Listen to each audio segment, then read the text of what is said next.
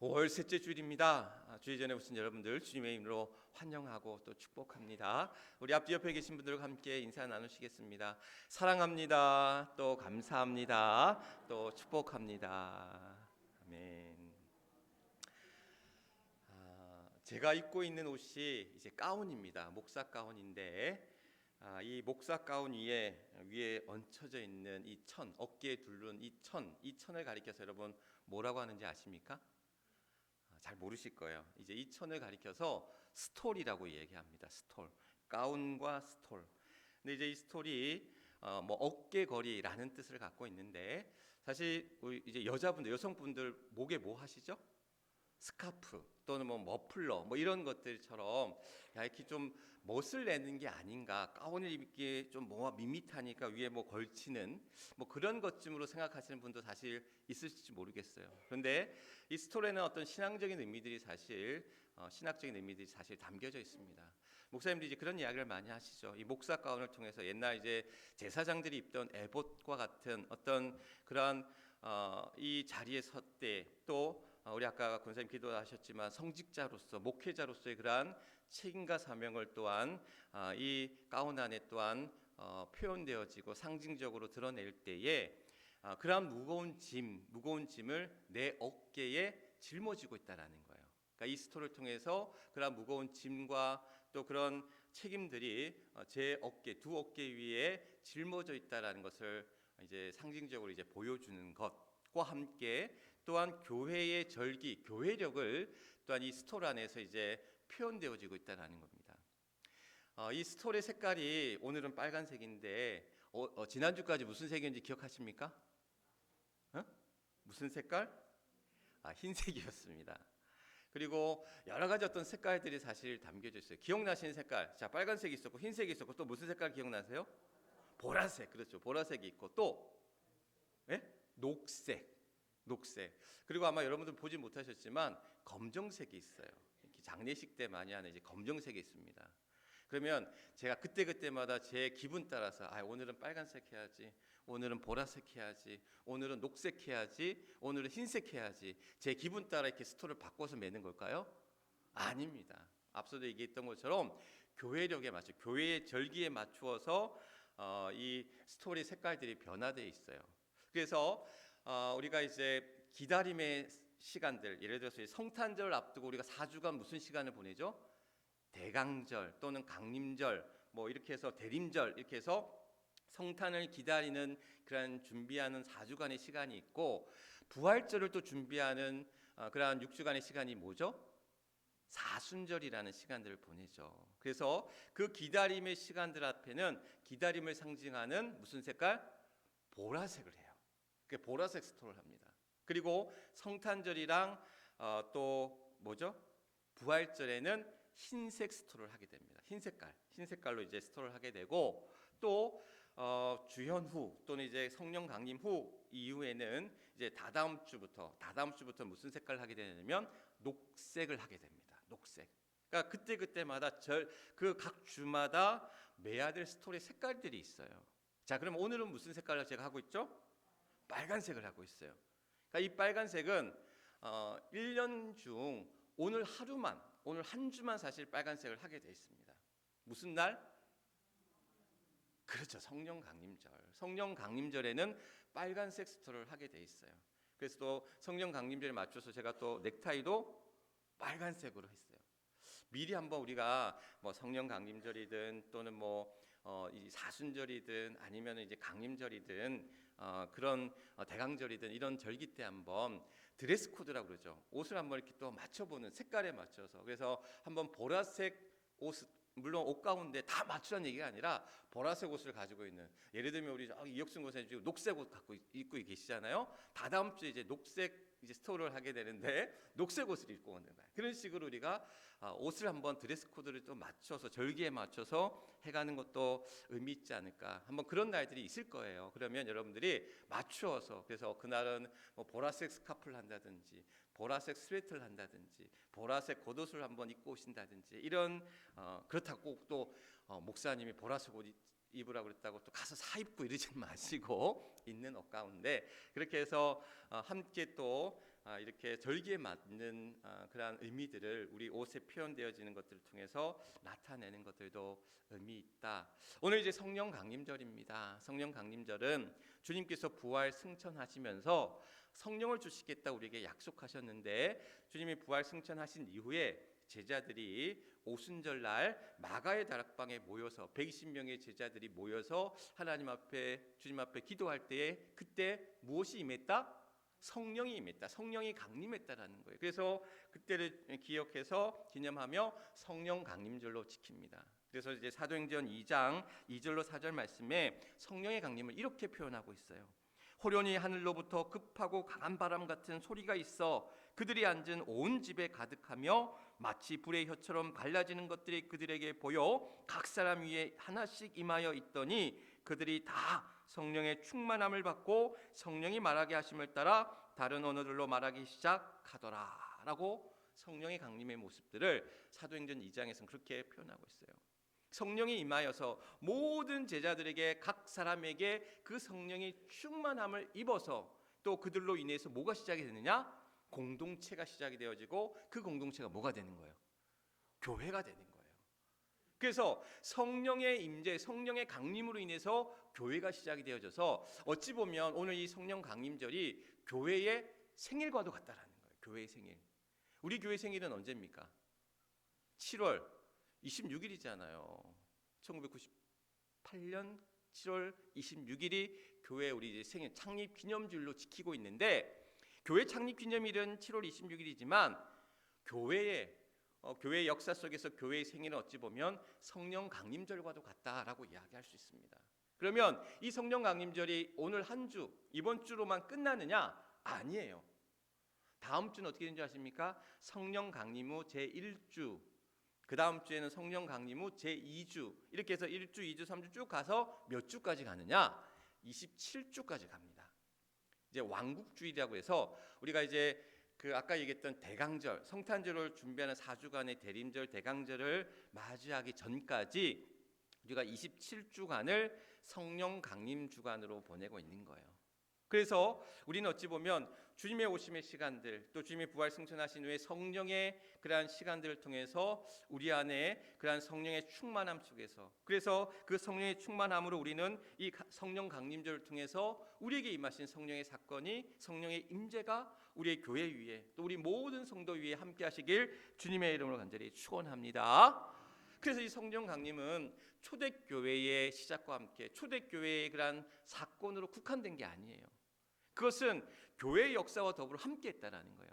2000년이 넘는 역사 속에서 성령의 강림과 임재는 이전에도 지금도 앞으로도 교회의 역사와 더불어 우리 안에 함께하고 있고, 이것은 이례적인 사건이 아니라, 단 한 번의 사건이 아니라 계속해서 연속적으로 지속적으로 우리에게 이루어지는, 그래서 성령이 우리 안에 임재, 우리 안에 강림하셔서 우리 안에 임재하셔서 우리 안에 내 안에 계셔서 그 성령이 나로 하여금 어떻게 하냐면 우리의 신앙을 뜨겁게 불타게 뿐만 아니라 우리의 삶이 오늘 아까 성령의 강림의 모습처럼 강한 바람처럼 우리에게 오셔서 변화를 일으키시고, 또한 그러한 비둘기처럼 온유하고 또한 순결하게 깨끗하게 우리에게 임하시는 성령의 임재의 사건이 있다라는 거예요.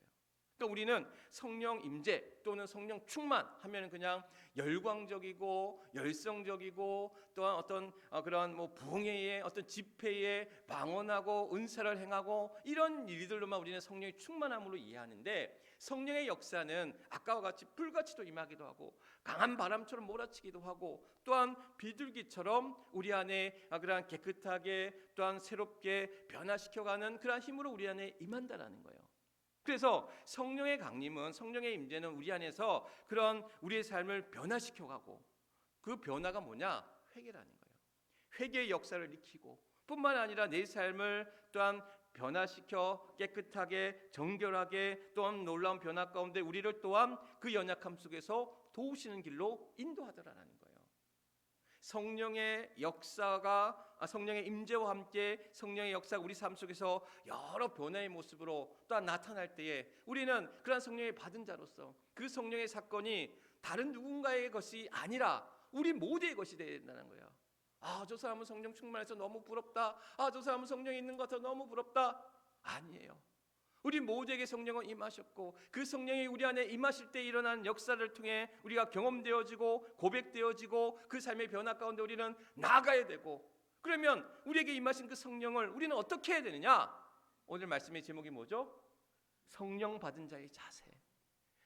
벌써 했네. 성령 받은 자의 자세. 성령 받은 자의 자세가 우리 안에 있다는 거. 아까 스토리 한번 보여주시죠. 아까 제가 빼먹었는데, 우리는 이렇게 빨간색, 뭐 흰색, 녹색 그런 단색으로 된 스톨만 있는데, 미국이 UMC 목사님인데, 미국 감리교 목사님인데, 여기에는 보면 이렇게 여러 색깔을 그 스톨 안에 담겨져 있어요. 어떻게 보면 좀 화려한 스톨의 모습. 우리는 다 단색이거든요. 단색에다가 그 각 교단 마크가 이제 새겨진 스톨들이 있는데, 미국 감리교회, 미국 다른 교회 이제 스톨들은 굉장히 이제 화려합니다.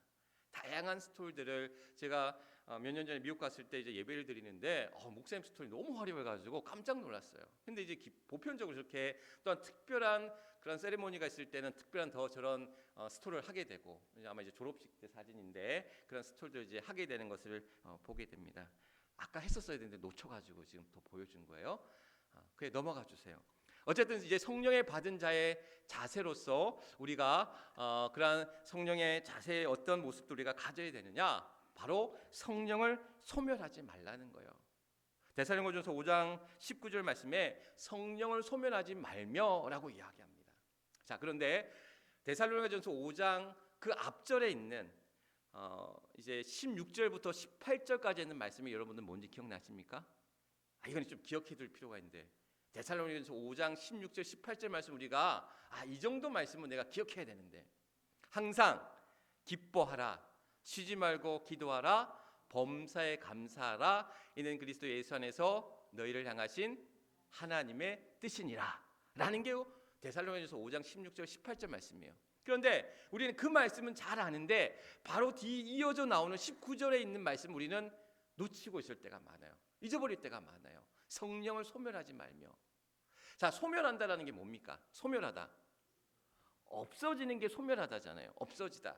없어지는 게 소멸하다는데, 이 소멸하다가 이제 헬라어로는 뭐라고 얘기하고 있냐면 스벤누테라고 하는, 저도 써갖고 왔어요. 스벤누테라는 그러한 단어의 뜻을 갖고 있는데, 이 소멸이라는 뜻이 뭐냐면 불을 끄다라는 뜻도 또 있대요. 헬라어 가운데는. 그러니까 불을 끄다. 그러니까 성령을 소멸하지 말라라는 얘기는 성령의 불을 끄지 말라라는 거예요. 아까 우리가 성령은 뭐같이 온다고 그랬죠? 불같이, 또 비둘기같이 바람처럼 우리에게 임하는 게 성령이라고 했는데, 그 성령의 불같이 임하는 그 성령의 불을 뭐 하지 말라? 끄지 말라라는 거예요. 우리에게 임한 성령을 우리는 꺼서는 안 된다. 그 불씨를 꺼트리면 안 된다라는 거예요. 몽골에 가면 게르라고 하는 천막이 있어요. 옛날 이제 몽골 사람들은 뭐였냐면 유목민, 양을 치고 말을 키우는 유목민이었기 때문에 초원에 가서 고원에 가서 그 양들을 이리저리 이제 계절에 맞춰 가지고 이렇게 옮겨 다녀야 되니까 쉽게 이동할 수 있는 천막을 치고 다녀요. 그러니까 지금도 몽골 시골에 가 보면 게르가 곳곳에 쳐져 있어요. 제가 이제 몽골 장기 선교를 가면서 그 게르에서 그 몽골 천막에서 며칠씩 잡았거든요. 근데 제법 아늑해요. 들어가 보면 제법 아늑하고 있을만해요. 그런데 단점이 있어. 이 게르의 단점은 뭐냐면 밤만 되면 추워요. 그냥 추운 게 아니라 아주 추워요. 그래서 제가 이제 8월에 갔거든요. 여러분 8월에 가면 한여름이잖아요. 근데 몽골도 8월이면 더워요. 그런데 밤이 되면 영하로 떨어지는 거야. 낮에는 한 40도, 30도씩 뜨겁다가 밤만 되면 영하로 이제 극화돼서 영하로 떨어지니까 얼마나 춥겠어요. 그래서 이 게르에서는 뭐가 있냐면 다 안에 난로가 있어.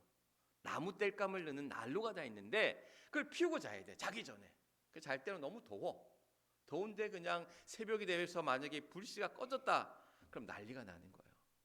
그래서 한 번은 정말 이제 돌아가면서 이제 이 난로 꺼지지 않게 이 불씨 꺼트리지 않게 나무 넣어가면서 이제 잘 버텼는데, 한 번은 이게 이제 불 꺼트려 가지고 나물 넣지 않아 가지고 이제 땔감을 넣지 않아 가지고 밤새 추워가지고 벌벌 떨면서 그냥 새벽에 깼던 기억들이 아직도 남아있어요. 그러니까 불씨를 꺼트리지 말라라고 하는 이 말씀, 이거 굉장히 중요한 거. 왜? 이게 불씨가 꺼지면 더 추워요. 그렇잖아요. 따뜻하다가 추워지면 어떻게 돼요? 더 추워지잖아요. 추울 때부터 아예 추웠으면 괜찮은데 따뜻하게 있다가 불씨가 꺼져서 추워지니까 더 추워지더라라는 거예요. 마찬가지로 신앙이 뜨겁다가 신앙이 식어지고 신앙을 잃어버렸을 때는 더 차갑고 더 어떻게 보면 무섭고, 신학교 온 친구들 가운데 같이 동기들 가운데 목회를 안 하는 친구들이 있어요. 뭐 이런저런 사정으로 목회를 안 하고 다른 일을 하는 친구들도 있고, 또 그 안에서 어떤 상처를 입고 어떤 시험이 들어서 목회를 안 하는 친구들이 있어요. 근데 그런 친구들 가운데는 정말 교회를 아예 나가지 않고 신앙을 아예 저버리고 또 교회에 대한 목회자에 대한 비판과 그러한 것들이 정죄가 스스럼없이 이루어지는 것들을 볼 때에 뜨거웠던 사람들이 식어졌을 때 이루어지는 반응들이 더 차갑고 더 비판적이고 더 어렵고 힘든 과정들을 볼 때에 그게 참 너무 안타까운 모습들을 보게 된다는 거. 그래서 우리에게 성령을 소멸치 말라, 성령의 불을 꺼트리지 말라라는 거예요. 그럼 우리는 성령의 불을 어떻게 꺼트리지 말아야 되느냐? 앞서 아까 데살로니가전서 5장 18절 16절부터 18절 말씀이 뭐라고 그랬죠? 항상 기뻐하라, 쉬지 말고 기도하라, 범사에 감사하라. 이게 하나님의 뜻이라는 거예요, 우리를 향해서. 그러면 그 이후에 바로 19절 말씀에 성령을 소멸하지 말며, 우리가 성령을 소멸하지 않고 성령의 불을 꺼트리지 않는 방법은 하나님 앞에 어떻게 항상 기뻐하는 삶, 항상 기도하는 삶, 항상 감사하는 삶 속에서 우리의 성령의 불이 꺼지지 않는다라는 거예요.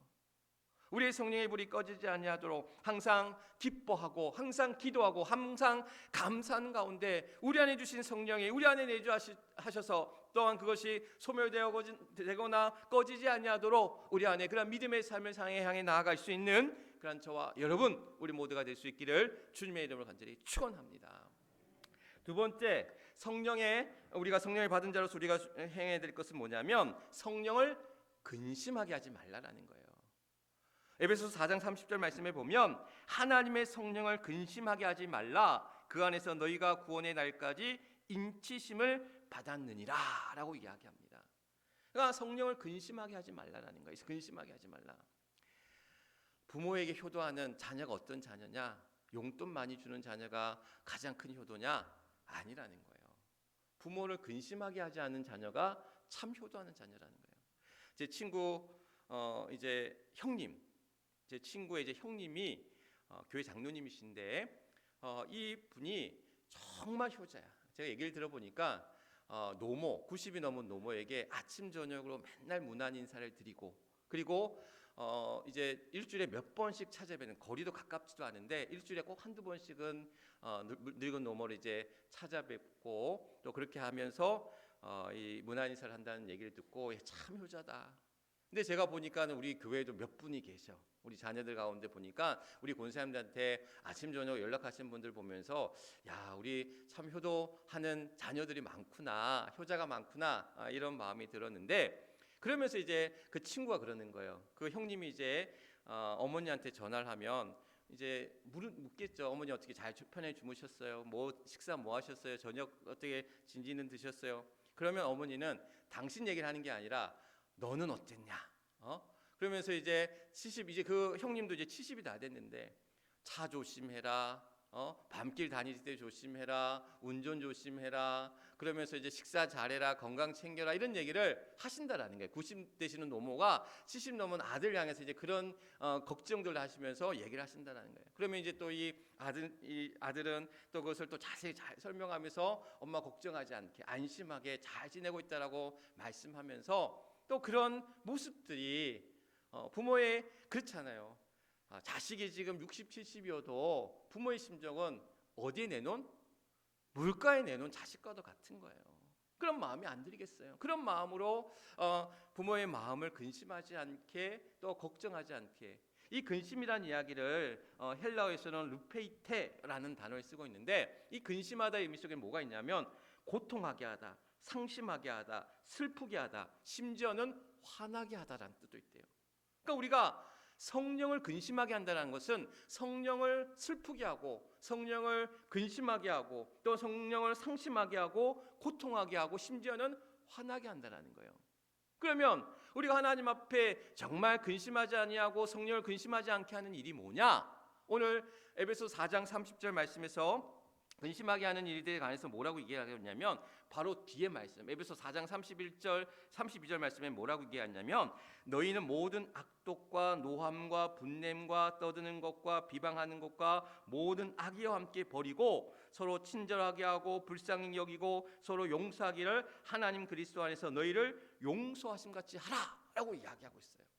그러니까 뭐냐면 우리를 성령을 근심하게 하는 일들이 그러한 악독과 노함과 분냄과 또한 떠드는 것과 비방하는 것과 모든 악을 가지고 사람들을 대할 때 그것이 성령으로 하여금 근심하게 하고 슬프게 하고 화나게 한다는 거예요. 그러기 위해서는 우리가 성령에 근심하지 않도록 서로를 용서하고 이해하고 사랑으로 품고 또한 그런 삶으로 우리를 이끄실 때에 그 믿음의 삶 속에서 성령의 이끄심을 따라 나아가는 일이 필요하다라는 사실. 오늘 우리의 모습을 돌아볼 때 우리는 성령을 근심하게 하지 않는지 하나님을 근심하게 하지 않는지 우리의 삶을 하나님 앞에 이 시간 동안 내려놓을 때에 오늘도 우리 안에서 성령에 근심하지 아니하도록 오늘도 주님이 주시는 그 마음 안에서 서로 사랑하며 섬기며 용서하며 품어주는 가운데 비방하지 아니하고 또한 선의를 가지고 하나님의 뜻을 가지고 나아가는 그러한 성령의 뜨거운 은혜의 삶 가운데 나아가는 저와 여러분 우리 모두가 될 수 있기를 주님의 이름으로 간절히 축원합니다. 세 번째 성령을 받은 자로서의 삶은 뭐냐? 바로 어떻게 성령을 따라 행하라라는 거예요. 오늘 읽었던 우리 본문 말씀 갈라디아서 5장 16절 말씀이었죠. 우리 같이 함께 읽을까요? 시작. 내가 이르노니 너희는 성령을 따라 행하라. 그리하면 육체의 욕심을 이루지 아니하리라. 아멘. 아멘. 여기에서 이제 행하다라는 뜻의 이제 헬러가 뭐냐면 페리파테오라는 단어를 쓰고 있대요. 페리파테오. 그런데 이 행하다라는 의미 속에는 이 헬라의 페리파테오라는 의미 속에는 걸어가다라는 뜻도 있대요. 그러니까 우리가 성령을 따라 행한다는 얘기는 뭐냐면 성령을 따라 뭐한다? 같이 걸어간다라는 거예요. 성령과 함께 걸어가다라는 거예요. 우리 충남도민에게 있는 아주 좋은 유익한 그러한 앱이 하나 있어요. 걷주? 여러분들 걷주 아십니까? 걷주라는 이거 아주 좋아요. 65세 이상 저도 가입하고 싶었는데 저는 혜택이 안 되더라고. 나이가 어리다고 튕겼어요. 65세 되시는 우리 충남도민에게만 혜택에 있는 걷주라는 프로그램이 있는데 하루에 10,000보씩 걸으면 이게 챌린지처럼 이렇게 테스트를 통과하면 선물을 주더라고요. 상품을 많이 줘요. 선물을 많이 주더라고. 그래서 많이 걸으면 뭐가 돼요? 건강에도 좋잖아요. 건강에도 좋고 많이 걸으면 뭐예요? 선물도 줘요. 선물도 줘요. 그럼 걸으면 혼자 가면 재미없잖아. 누구랑 걸어요? 친구랑 걷고 가족이랑 걷고 또한 부부랑 걷고 같이 걸으면서 서로 친해질 수도 있고 서로 또한 좋아지는 일석삼조 사조의 그러한 효과가 있다라는 거예요. 그런데 우리가 걷주를 통해서 많이 걷는 것도 필요한데 누구와 함께 걸어가라? 성령과 함께 걸어가라라는 거예요. 성령과 함께 걸어가면 아까는 건강도 주고 많이 걸으면 건강도 주고 또 상품도 주지만 성령과 함께 걸어갈 때 뭘 준다? 갈라디아서 5장 20절 이후의 말씀 속 21절 이후의 말씀 속에 뭐가 있습니까? 성령의 열매가 있다라는 거예요. 앞서 얘기했던 상품이나 건강과 비교할 수 없는 놀라운 하나님의 선물, 성령의 선물이 있다라는 거예요.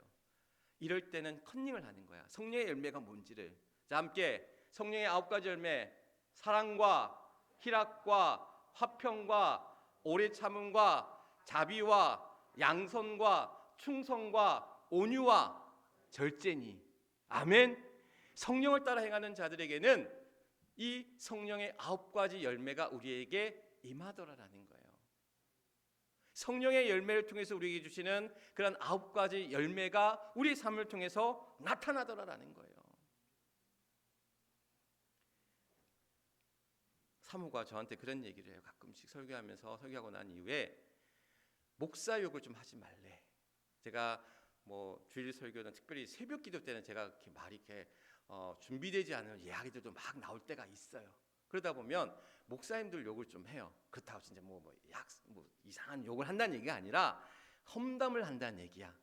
내가 장로님이나 성도님들 욕을 못 하잖아. 그래도 목사 욕은 내가 목사니까 내가 목사 욕을 할 수 있잖아요. 그래서 이제 목사 욕들을 하면 너무 화끈거리고 너무 부끄럽다라는 거야. 듣는 사람은 그런데 말하는 사람은 어떻겠습니까? 나는 더 부끄러워요. 더 화끈거려요. 그런 얘기 할 때마다. 최근에 정말 사회면 1면에 나왔던 기사가 있었어요. 모 감리교 목사가 정말 그런 큰 성폭행, 추행 이런 일에 대해서 고소고발에 걸렸는데 한두 명이 아닌 거야. 10명이 넘어요, 피해자가. 나이도 많으셔. 69세래요. 내가 이걸 듣다가 이거는 병이다 싶었어요. 그러니까 실수와 잘못을 떠나서 병이다 싶었어요. 그런 이야기를 볼 때마다 정죄하고 비판하는, 나는 아니니까 그 사람을 비판하고 정죄하는 게 아니라 우리도 어느 순간에 그런 죄와 잘못과 또한 그릇됨 앞에 놓여 있을 수 있다라는 거예요. 제가 그 사람을 변호하거나 그 사람을 편들어주거나 감싸려고 하는 얘기가 아니에요. 그런 사건들 앞에서, 그런 일들 앞에서, 많은 여러 가지 이 세상에 이루어지는 그러한 있어서는 안 될 많은 일들 앞에서 우리는 저와 같지 않음을 감사하고, 하나님 저는 저와 같지 않다라고, 저는 세리와 창녀와 같지 않다라고, 그러한 바리새인이 성전에서 또한 크게 소리 높여 또한 자신을 자랑하듯 기도했던 그런 모습들이 아니라, 나는 죄인입니다, 나도 죄인의 길 가운데 서 있습니다라는 그러한 고백 위에 나도 저러할 수도 있다라는 그러한 마음의 불안함과 두려움과 염려 속에서 또한 그러한 삶을 앞에 그러한 삶이 되지 않도록 우리를 이끌어 주시고 붙들어 주시기를 하나님 앞에 구하는, 성령이 그러한 우리들을 그러한 길로 우리를 이끄신다라는 거예요. 오늘 앞서 얘기했던 성령의 9가지 열매, 사랑과 희락과 화평과 오래참과 자비와 양성과 충성과 온유와 절제의 삶이 성령이 주는 열매인데, 성령을 향해 따라 살아가지 않을 때, 성령과 걸어가지 않을 때 어떤 삶이 일어나는 줄 아십니까? 그 앞절 말씀에 뭐라고 얘기하고 있냐면, 성령을 따라 행하지 아니할 때 우리 안에 음행과 더러운 것과 호색과 우상숭배와 주술과 원수 맺는 것과 분쟁과 시기와 분냄과 당짓는 것과 분열함과 이단과 투기와 술취함과 방탕함이 우리 안에 임한다는 거예요. 우리의 삶은 그런 삶들 앞에, 그런 죄 앞에 노출되어질 수밖에 없고 그것을 따라가 살아갈 수밖에 없는 우리의 연약함이 있다는 거예요. 그래서 성령께서 나로 하여금 내 안에 임재하여 주셔서 나와 함께 하시면서 나의 길을 따라 걸어갈 때, 그의 이끄심을 따라 나아갈 때에 더 이상 그런 악독한 길로, 죄의 길로 나아가지 아니하고 성령의 9가지 삶의 그런 축복의 삶으로 우리를 이끄실 때에 우리는 그와 함께 따라 행하며 걸어가는 자의 삶으로 나아가야 된다라고 오늘 우리에게 성경은 말씀하고 있다는 사실. 성령에는 그 수식어가 붙어요. 아까 우리 교동문에도 나왔지만 무슨 성령, 무슨 성령이라고 얘기하죠? 보혜사 성령이라고 얘기해요. 보혜사 성령. 이거 꼭 기억하십시오. 보혜사라는 말이 너무 좋은 말이에요. 보호할 보자에 은혜 자 스승사자를 써서 우리를 보호하고 은혜 베푸는 스승이라는 뜻을 갖고 있는데, 이 성령은 우리에게 위로자라는 뜻도 있고 돕는 자라는 뜻도 있고 은혜 베푸는 자라는 뜻도 있고 상담자라는 뜻도 있고, 여러 파라클레이토스라고 하는 이 성령이라는 보혜사라는 의미 속에는 여러 가지 의미들이 담겨져 있는데 너무나 좋은 말씀인 거예요. 우리는 주님을 따르는 뭐예요? 제자예요. 부활의 증인이에요. 복음의 증인들이에요. 성령이 너에게 임하시면 너희가 권능을 받고 예루살렘과 온 유대와 사마리아 땅 끝까지 이르러 뭐가 되리라? 증인이 되리라라고 하셨거든요. 우리는 주님을 따라가는 제자고 주님을 따르는 증인들이라는 거예요. 그런데 주님의 길을 따라 살아갈 수 있도록 우리를 돕는 자, 우리에게 은혜 베푸는 자, 우리를 생각나게 하고 가르쳐 주시고 또 우리를 이끄는 이가 누구다? 성령이라는 거예요. 보혜사 성령이라는 거예요. 그래서 그 보혜사의 성령이 우리 안에 소멸되지 아니하도록, 그 불이 꺼지지 아니하도록, 성령을 근심하지 아니하도록 성령과 함께 따라 살아가는, 성령과 함께 따라 걸어가는 믿음의 삶 가운데 우리는 그러한 주의 증인으로, 주의 또한 제자로, 또한 성령의 9가지 열매와 함께 축복의 삶으로 우리를 이끄신다라는 사실. 바라기는 오늘 우리가 이 성령 강림절을 맞이하여 성령이 우리 안에 임하셔서 그 성령의 그러한 임재와 강림이 초대교회 예루살렘 교회의 사건으로 이루어지는 것이 아니라 교회의 역사 가운데 함께했던 성령의 역사가 교회의 역사 속에서 이루어져 왔던 것처럼 오늘 우리 해미제일 교회의 삶 속에서 우리들의 삶 속에서 성령이 임하셔서 성령의 역사하셔서 성령이 우리 안에 강림하셔서 또한 그러한 삶을 통해 나타나는 놀라운 은혜의 삶, 그 축복의 삶, 그 믿음의 삶 가운데 나아가는 저와 여러분 우리 모두가 될 수 있기를 주님의 이름으로 간절히 축원합니다. 이 시간 우리 함께 기도하기를 원합니다. 우리 함께 결단 기도. 성령의 충만함으로 성령을 소멸하지 않게 하소서. 또한 성령의 충만함으로 성령을 근심하지 않게 하소서. 성령의 충만함으로 성령을 따라 행하게 하소서. 오늘 이 세 가지 기도의 제목 우리 함께 주의 말씀 또 기억하시면서 우리 주여 크게 한번 외치고 주님 앞에 뜨겁게 기도합니다. 주여! 아버지 하나님, 성령 강림절 사랑하는 주의 성도들 오늘도 주님 앞에 또 기도하며 간구하며 나아갈 때에 오순절 마가의 다락방에 있었던 임하였던 성령의 강림이 성령의 임재가 우리 안에 있게 하여 주옵시고 또한 그것을 통해